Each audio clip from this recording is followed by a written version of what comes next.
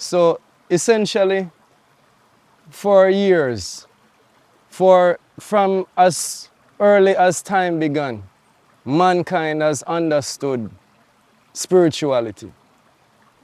Back in ancient times, I think that men and women were more connected to spirit. I think that they realized in ancient times that spirit was inseparable from physical.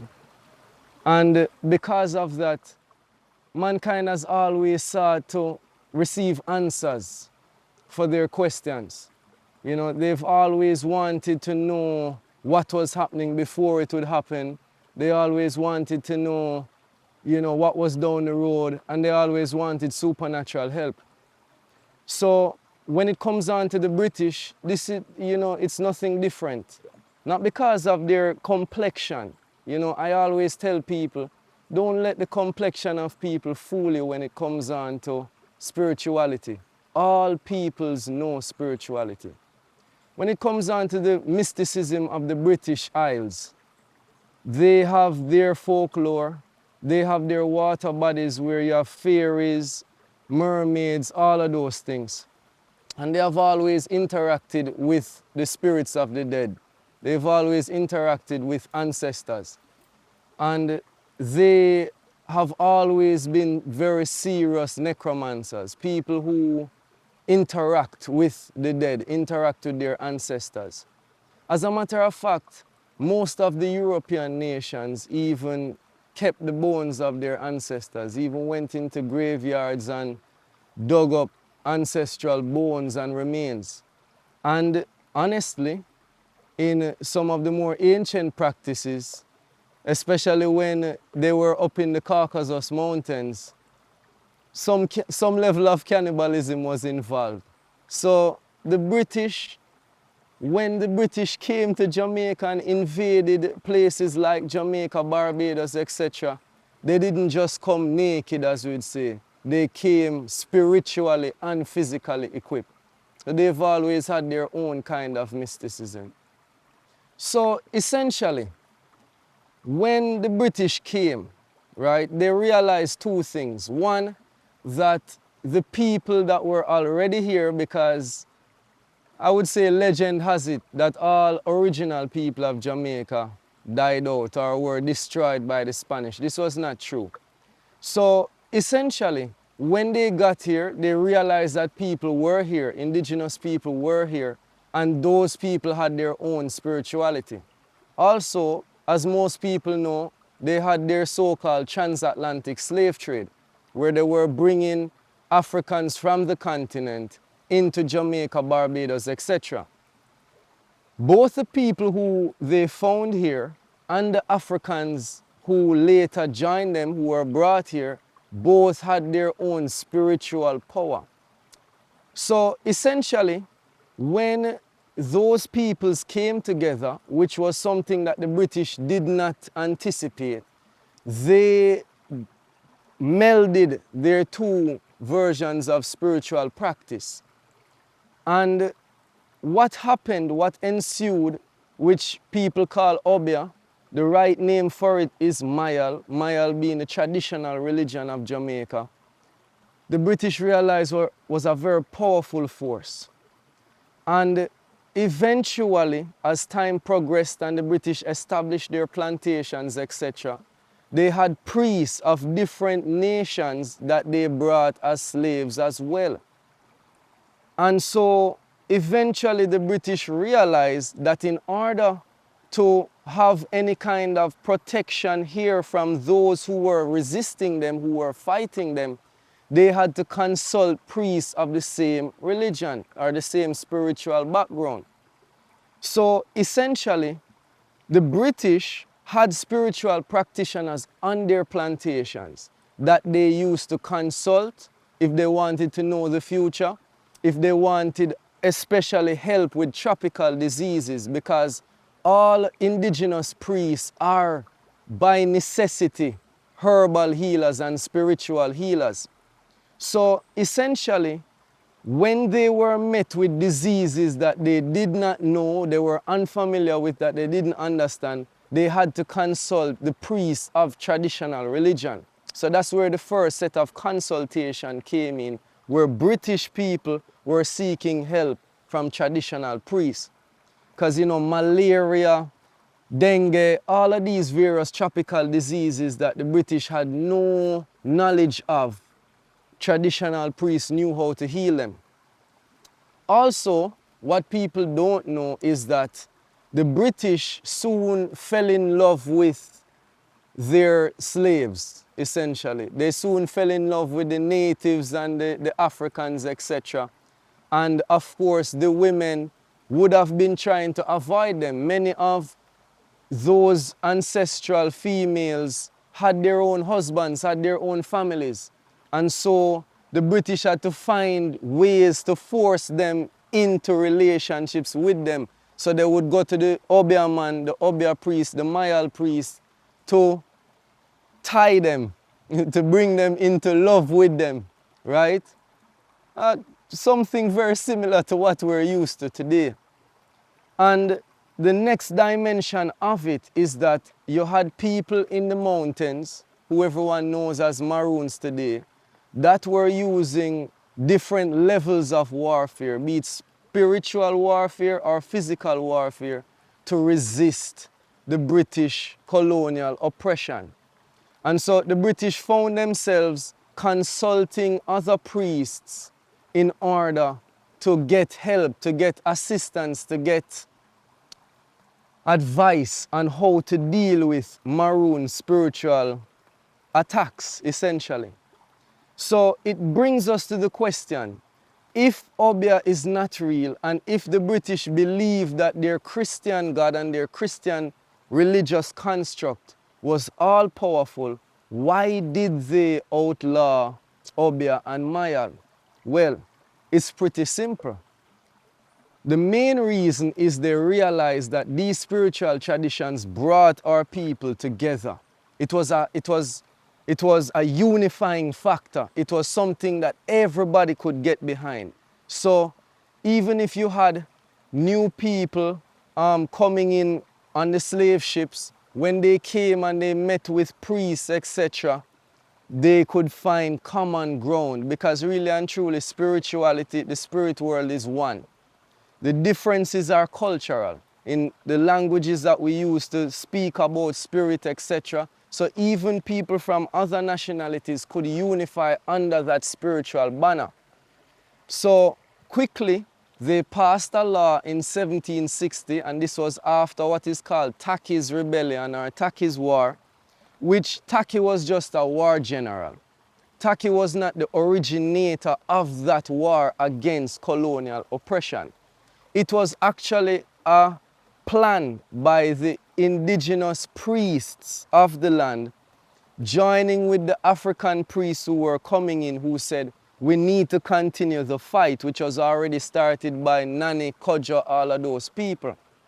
So the British realized that it was the Myal priesthood that was blessing the warriors, giving them hope and motivation, and giving them certain baths, spiritual baths to take, and certain amulets, necklaces, and things to wear to protect themselves from Bakra, or from the white man, as they would say. So right after that war, which I like to call the Myal War, the British passed a law which was called an Act to Remedy the Evils Arising from Irregular Assemblies of Slaves. So if we listen to the title of that law, we know right away that this was a law against indigenous and African unity. They didn't want us to unify, because if we unify, we're stronger together. And so it was very important to get rid of that unity. Later on now, when slavery was abolished, the British still had a problem with Jamaican traditional religion, because they still wanted to oppress the people, control the land, and have our people working for them. So they created the Obeah Act in 1898, because since slavery had been abolished, they could no longer say an act to remedy the evils arising from irregular assemblies of slaves, because these people were no longer slaves.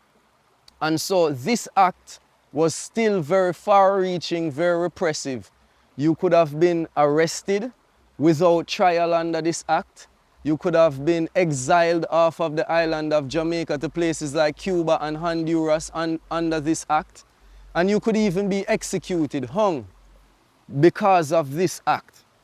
And this act didn't just encompass what people call Obeah, which in most people's minds they would consider to be evil witchcraft, but all of Jamaica's traditions. So even barnyard healers in the revival tradition, normal herbal healers that were just helping the people in their communities, even Howellites, Garveyites, Rastas. And this is why in the beginning Rastas were called Black Art Man, which they later called Black Heart Man, but it's really Black Art Man because Rastas were coming out of the Myal religious tradition.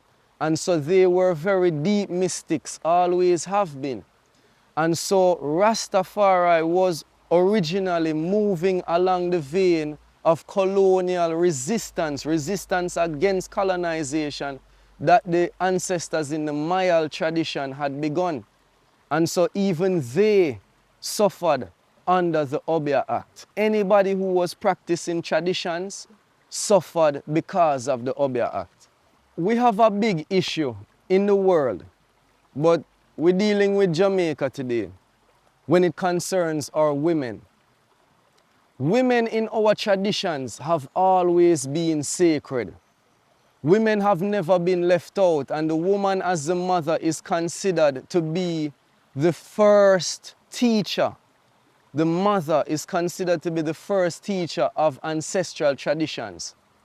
As early as a child is born, you will have issues with gripe and teething and all of those things. And the woman had to know the medicinal herbs and other practices, other spiritual practices to protect the baby from evil and harm and to heal the baby from various illnesses. And so the woman was always considered to be a holder of sacred knowledge, sacred information. In Jamaica especially, women have always been fighters. They have always resisted colonization. We see that in Nanny. Nanny has always been the embodiment of feminine strength and uprightness here in Jamaica. Nanny is the only Jamaican female national hero. And it is because of her sacrifice as a mother, as a leader, as a priestess. When I say priestess, Nanny was like the Pope of Jamaica. She was the high priestess of Jamaica's traditional religion, Jamaica's first religion, which is Myal. And so, in my opinion, based off of the trends that I have seen, it has been vitally important for the establishment to attack Jamaican women. And when I say attack, I don't just mean they're going out there to try to harm them physically, but everything has been pulling the woman away from her traditions. She is now caught up with all kinds of popular fads, etc. And no longer are women holding themselves to that high regal regard. Jamaican women used to have a royal bearing in how they dressed, in how they conducted themselves. And you find now that women are more interested, especially young women in this generation, are more interested in showing themselves off in order to gain money, to gain attention, to gain fame on social media, etc. So the question also mentioned the Sibyls. The Sibyls are an ancient female priesthood, priest class that covered the entire earth. Because originally, the spiritual foundation of earth was based off of the matriarch, based off of the mother, based off of the woman.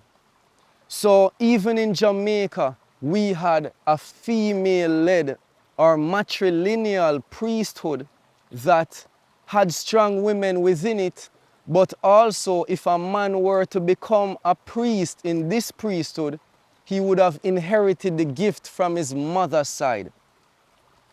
The Sibyls, or the female priesthood, or the matrilineal priesthood, also was very rooted in sacred water tradition. So here we are at the Blue Lagoon, which is a sacred site for Jamaican water reverence and water-based spiritual tradition. And the Sibyls, they have that position because of the waters of the womb. So the woman carried life within her, and that life was incubated within the water of the womb. So water has always been considered to be the embodiment of femininity. Water flows, it moves around in curves.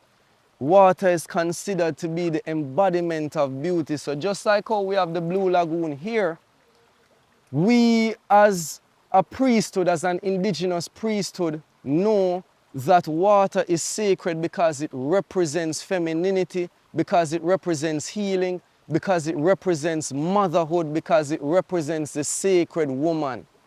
Water can be nurturing, it can be inviting, it can be healing, but just like a mother, water can change in the blink of an eye and get aggressive to protect her young, to protect her people. And this is what the colonizer wanted so badly to destroy, to dismantle. The sacred woman who would stand up to protect her community and to protect her people. So spiritualism and herbalism cannot be separated from each other, because spiritualism considers the fact that within all things, rocks, trees, water, the plants, the herbs, all nature, there are spirits that live in these spaces and control and protect these spaces. The herbs that we see around us, spiritualism considers that the herbs are the physical embodiment of particular spirits. And so the first people of earth learned the healing properties of plants from the spirits of those plants. So just like how we as human beings, the physical body of the human being is the vessel or the house of the soul, the seat of the soul, that spirit that drives us, that animates us. The plants are the bodies of particular spirits. And so the first people learned the secrets of the herbs from the spirits that the plant itself is the house for.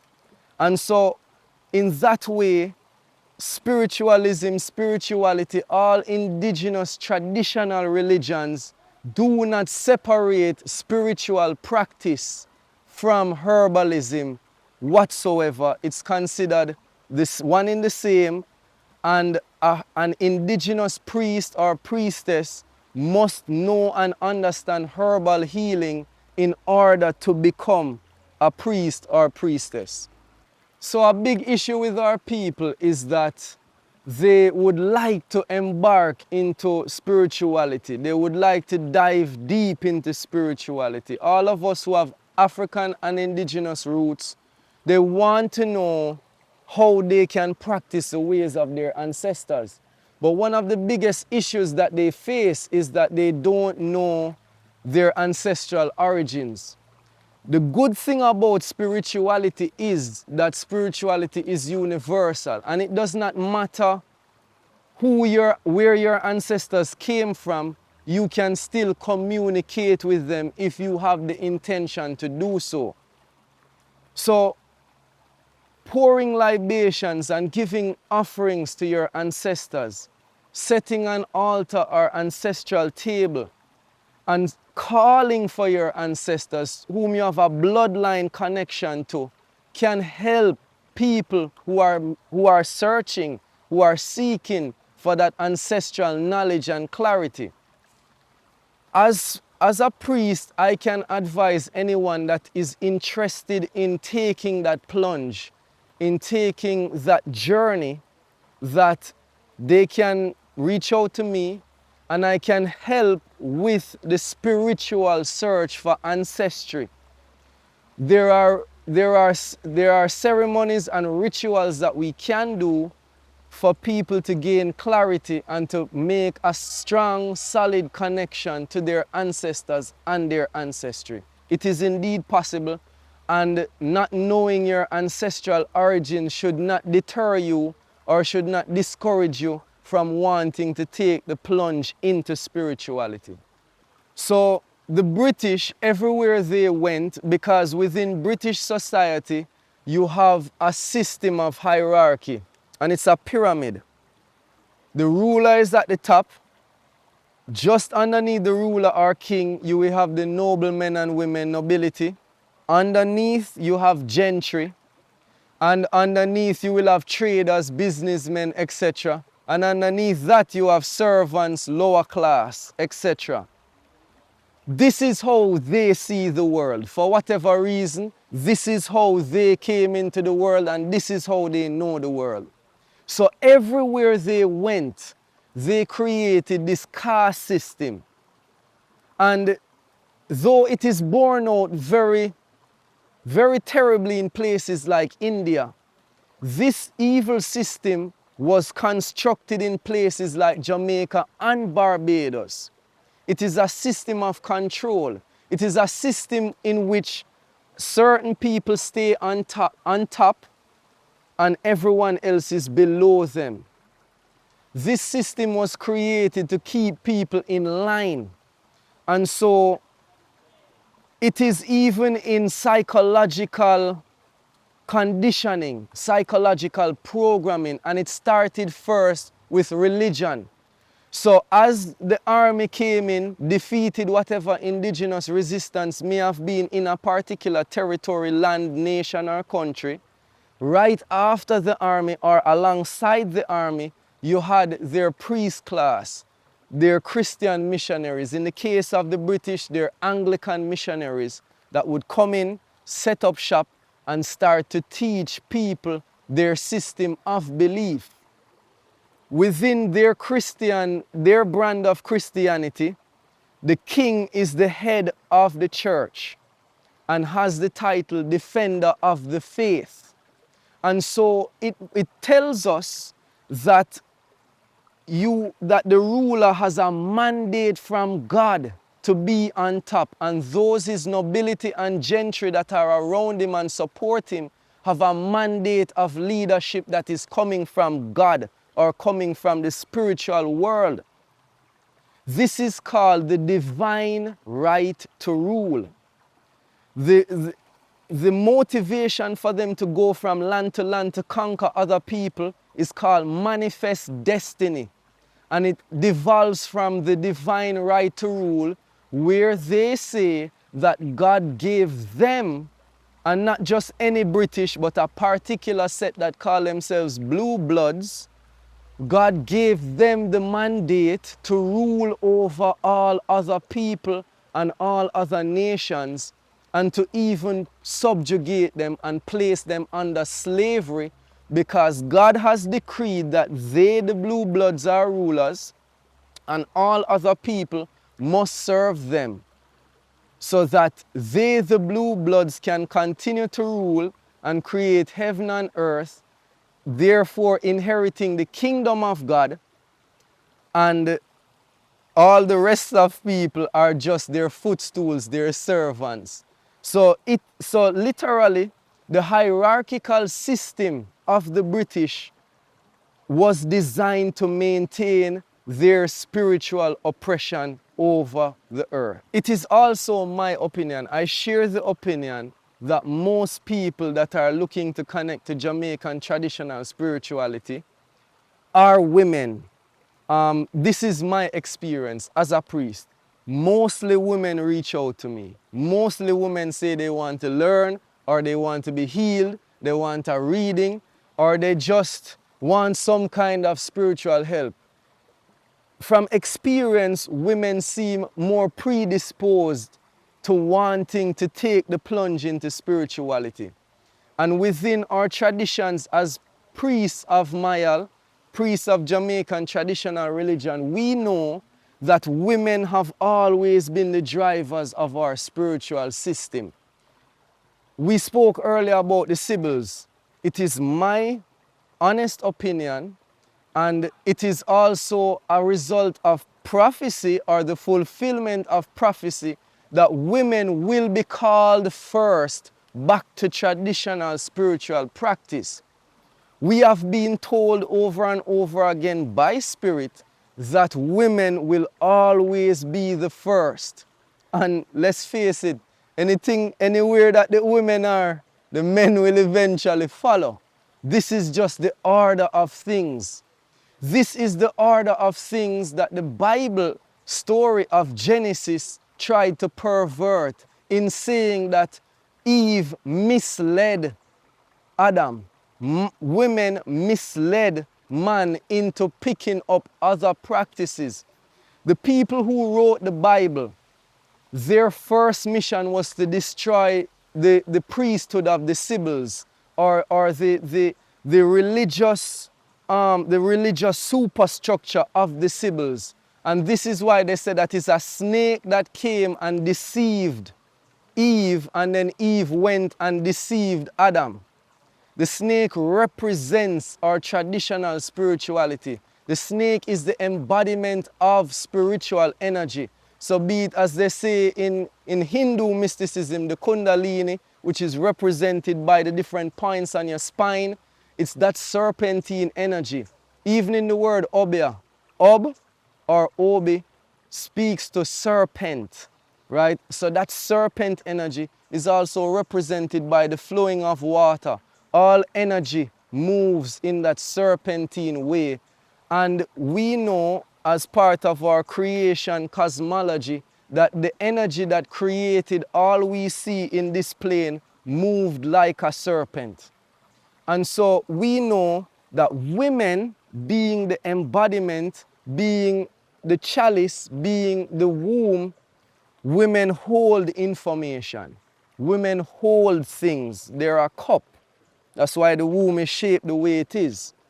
And so we know that the women will be the first to take back up and resurrect that traditional spirituality of indigenous people. Even though I'm a man, I received my spiritual calling from my mother's side primarily. Yes, my father's side did pass a spiritual inheritance to me, but my primary strength in healing, etc., came from my mother's side. And I was always encouraged to be spiritual, even though my people are Christians mostly. We always knew about the importance of dreams, etc. My grandmother taught me about reincarnation, all of those things. My grandmother would always interpret my dreams and interpret everybody in the household's dreams. And so we know from prophecy, from experience, and from the insight of spirit, from the spirit world, that women will be the ones that will lead the charge towards spirituality and drag the men with them. Water spiritual work. This is my favorite question, and this is why we are where we are at the Blue Lagoon. I chose this spot primarily because the Blue Lagoon is Jamaica's most sacred water space, most sacred water site. And as I sit here, myself and other environmental advocates are fighting for the Blue Lagoon to remain public access, as well as many other sacred sites, sacred spiritual water sites. Spiritual water work is the reverence of water and the recognition that water is governed by particular spirits. Someone who reveres water and knows that water is sacred knows that it was from water that all creation was raised up. Water is the source of healing. Water is the source of spiritual insight. And from water we come. and to water is our sure return, because water is seen as the gateway to the spirit realm, that all our souls must pass through water to enter the spirit realm. So we came here through the waters of our mother's wombs, and we will return to the spirit world from whence we came through sacred water. Spiritual water work has always been a part of Jamaica's Myal tradition and continues to be. And I'm proud to say that I carry on that ancient tradition. And my primary focal point or natural space of water reverence is right here in the Blue Lagoon. And we have a major problem in Jamaica where beaches, rivers, and other spaces like this are being closed off from public access. And so myself as a priest and many others who recognize the importance of having public access to these spaces are fighting tirelessly to ensure that these spaces are preserved as places of enjoyment, healing, and spiritual reverence. And so we have the beginning of our trial to keep the Blue Lagoon public access on the 25th of November this month, Monday the 25th. And all those who know the importance of such sacred sites, I encourage you to join us, to show your support. Because if we do not have access to these spaces, I can ensure and assure you that violence will increase, belligerence will increase. If Jamaican people don't have places of leisure that they can come and soak away their pains, sorrows, stresses, we will have more anger in the society. We will have more violence. And so, water is sacred.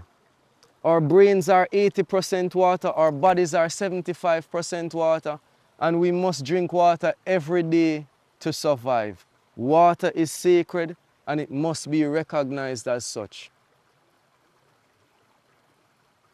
From the beginning of time, you've had people who are doubtful and people who are harder to convince than others. But I normally ask a question. All that we see around us, what caused it to come into being? If we look at the leaf, a leaf has a perfect structure. A leaf is clearly designed by some higher intelligence. What brought this into being? Here we are at the Blue Lagoon. The water is flowing. There is no pump behind this. There is no man at the controls behind this. So what animates it? To this day, the science cannot tell us what causes our heart to continue beating. And it continues to beat for as long as we live. If we live for 20 years, it's beating every single moment. It never gets tired. If we live for 100 years, it keeps on beating. What is the energy behind it? And when we die, what is it that left our body that would normally animate us, give us a personality, give us understanding, enable us to deal person to person? As a Jamaican, you hear, boy, my spirit just take that person there, or my spirit not take that person there. What is it that you can have love at first sight or even hate at first sight? What draws us together or breaks us apart? And I would even say, myself personally, I was not born into a rich family, and I went through a lot of hardships, especially when my mother passed in 2011. And I can tell anybody that since I began my spiritual trad about 7 or 8 years ago, like serious, my initiatory path, and becoming a priest and becoming serious about spirituality, I've seen total changes in my life. The place that we're sitting at today, I knew the issues here, but I wasn't particularly concerned.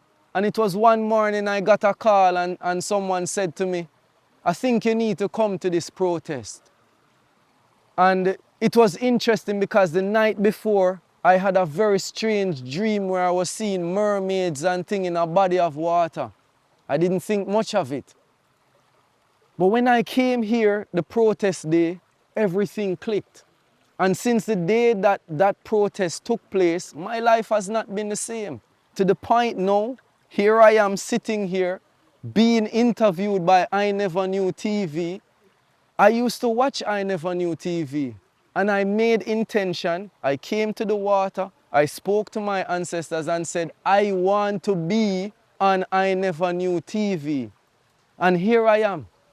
So, I mean, if that can't convince you, maybe you need to spend some time around me, right? When we have our sacred ceremonies and things. And maybe when you see certain things with your eyes, then you'll be convinced better.